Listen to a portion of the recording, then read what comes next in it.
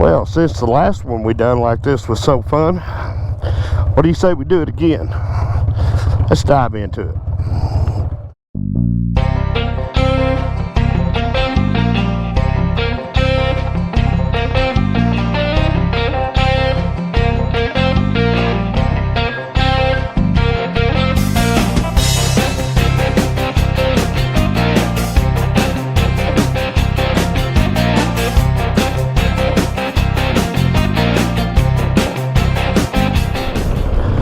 Alright guys, welcome back to this episode of Rolling with T-Bone, as we are rolling down the road on the Blue Moon.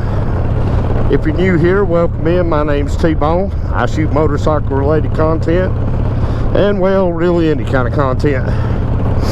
If you're old here, welcome back. You know what's happening. If you are new here, this is the 97 Dyna Super Glide, known as Blue Moon. And I think today would be a good day to talk about the Super Glide family. So let's do it. Alright guys, to know about the Super Glide, we got to jump in the time machine and go backwards. And where we will stop is actually 1976. Now, 1976 was a huge year for our country, it being the bicentennial year. A lot of American pride was going around at the time, a lot of pride in our country, a lot of pride in the products being made. And Harley Davidson was no different. So, in 1976, Willie G. Davidson had penned a motorcycle that ended up being produced in 1976, and that is the Dyna Super Glide. Now the Super Glide, the first year Super Glide, 1976, guys, there's no way for me to water this down. I'm just going to have to come out and say it. Was probably the ugliest motorcycle Harley Davidson ever produced. I'll get a couple of pictures of it if I can, and I'll insert them right through here somewhere. But geez, this thing had what they called the boat tail on it. Not the duck tail, but the boat tail. Of course, it was done up in the red, white, and blue colors, which is fine. Everything was fine right up to the rear end. So, the Super Glide came along. Of course, had the Sportster front end on it, which is a trait that would always be on the Super Glide. And then that boat tail rear end went away after only 1 year. And then the Super Glide just kind of falls into the production runs. And we really don't get much more significant from the Super Glide, not until we reach the year 1980. So going forward to the year 1980, the Super Glide proves to be a very valuable commodity for Harley Davidson, because the Super Glide laid out a platform on which Willie G would design a lot of different motorcycles, and they would all derive from the Super Glide format.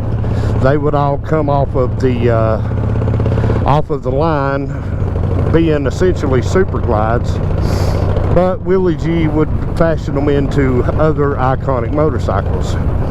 1980 was the beginning of the icon, and the 1980s Harley Davidson really started to, you know, once they repurchased themselves from AMF, and they became a standalone entity again, meaning they owned all the rights to their motorcycles.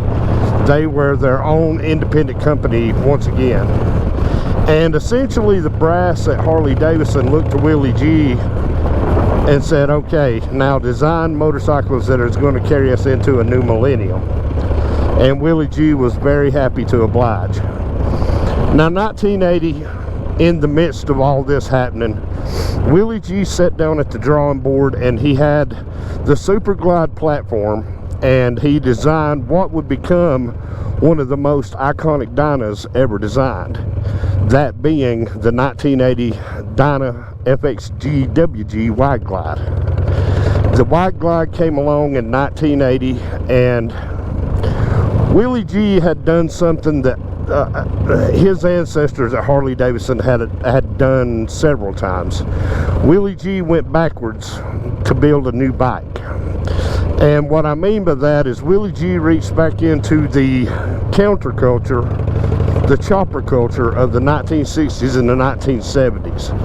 This was the time that Willie G was seeing exactly what the motorcycle culture was doing, what was being produced. And you got to keep in mind, guys, that Harley-Davidson has always left a lot of meat on the bone for aftermarket products. They've always had a huge aftermarket. So 1980, the Wide Glide comes along, and guys, this thing is a chopper. As a matter of fact, that's exactly how Willie G advertises this motorcycle. It's a factory chopper. So you've got a black bike with 50 style flames on it. The only ugly thing on this entire motorcycle was what was on every one of those motorcycles in 1980, was these ugly air breathers that just look like big square ugly boxes, which you could remedy that with the teardrop S&S cover like's on Blue Moon here. But it was a nice bike, guys, and it dove straight into the heart of the chopper culture, because for 1980 it was really top of the line, meaning that it wasn't, you didn't have to buy parts from 5 or 6 or 7 different motorcycles to build a chopper. For that generation who didn't want to do a whole lot of wrenching and building on motorcycles and building choppers, they could just go to Harley-Davidson and buy the Wide Glide, and they would have a factory chopper, which it was a great concept, and it was a concept that we keep getting revisited over the years, and it was an instant success. The Wide Glide, it was an instant success as soon as Willie G put it out. The Wide Glide was probably the most popular bike that year, but the bike that was really being pushed hard by Harley-Davidson was the Tour Glide, because the Tour Glide was built because Japan had came over with their touring model bikes, and Harley-Davidson was looking to take the touring world by storm. And that's a theme that we would see, because with the very first Super Glide built in '76, it was essentially just an FX frame with the Sportster front end, that ugly boat tail fender on it, and it was billed as a kind of just, you know, it was not really cafe style per se, but it kind of had the tendencies to look. Willie G was shooting for what Honda and Yamaha and Kawasaki, you know, the cafe style racers with the high tanks and the high seats, kind of a roadster looking bike. And really that's what the Super Glide was built to be, was a roadster. And outside the ugly fender, it was a pretty good success. But when we jump back to 1980, we'll see that, you know, the Tour Glide was the bike that they were really pushing. Although secretly, I think Willie G knew that he had something with his Wide Glide, and he would utilize the Super Glide platform one more time in 1980. And that introduced a anniversary bike for the Sturgis Motorcycle Rally. So the first Dynas Sturgis Glide was built, which was basically a blacked out Super Glide with specialty badges and stuff on it. It didn't have the standard Harley-Davidson badges on it. They had done a specially black paint job, red trim, red badge, and we would see that bike come and get back again a decade later with the Evo. But 1980 was a very important year for Harley-Davidson, because that was the year that Willie G and the entire company, basically they were put in a, okay, now you've got yourself bought back. you know, now it's pretty well much time to put up or shut up. And they had to build something that they were going to be able to stand on. And of course, the Torque Glide was a pretty good success to a certain part of the generation. Of course, there was a lot of people that came from the chopper world that said they called them garbage barges and big boats and everything else. Of course, there was a group out there that wanted to tour, and they wanted to have the bike to do it on. They wanted that bike to be a Harley Davidson, so Harley Davidson pretty well much shot them through the heart with the Torque Glide. And the new generation that didn't want to spend hours and hours and hours in a shop working on choppers and building them, that just wanted to ride motorcycles. Not everybody wanted to build choppers. A lot of people just wanted to ride motorcycles. So the Wide Glide and the Super Glide that year filled the bill for that. But the Wide Glide was very important, guys. That bike came along. Of course, it would adopt a rear fender that would become iconic on another motorcycle series.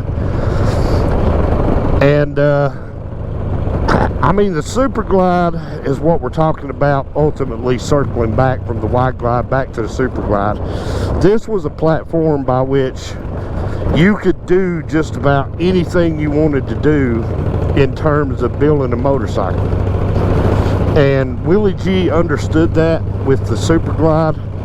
And maybe he didn't get that immediately, but as the 4 or 5 years between the design of the first Super Glide to the building of the new Super Glide, or the redesigned Super Glide in 1980,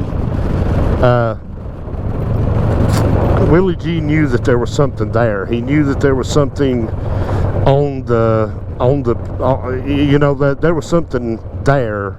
There was something to what he was doing. But yeah, guys, that's kind of where I wanted to leave it. This is actually going to be a two-part video. This will be part 1. Part 2 will be out next episode. But man, just what a beautiful day. 70-something degrees. Beautiful sunshine. No rain in sight. Of course, there's rain coming up. But I'll tell you what, guys, I'm pretty well much going to just drop this episode off right here. The next episode, I'm going to focus in on what Willie G called the Super Glide 2. And there's going to be a lot of familiarity there. So we're going to be focusing on 1982, I believe it is. Might be 84. Yeah, it's 82 or 84. I'll have to look it up. But we're going to be focusing on that. Because Willie G is going to introduce us to another iconic Super Glide. One that would set the stage for the rest of the decade. And would pretty well much become the launching point for a lot of other motorcycles. So y'all stay tuned with that. Y'all remember to like, share, comment. We're rolling with T-Bone on TikTok, Instagram, Facebook, YouTube. Drop down, comment, like, share. Let us know what you think. If there's a certain series of bikes that you want me to do some research on and maybe shoot some content on, jump up and let me know. I'll tell you what, guys, I'm going to jump out of here and I'm just going to enjoy the rest of my ride today. But y'all take care of yourselves and each other. And until the next time, this has been Rolling with T-Bone.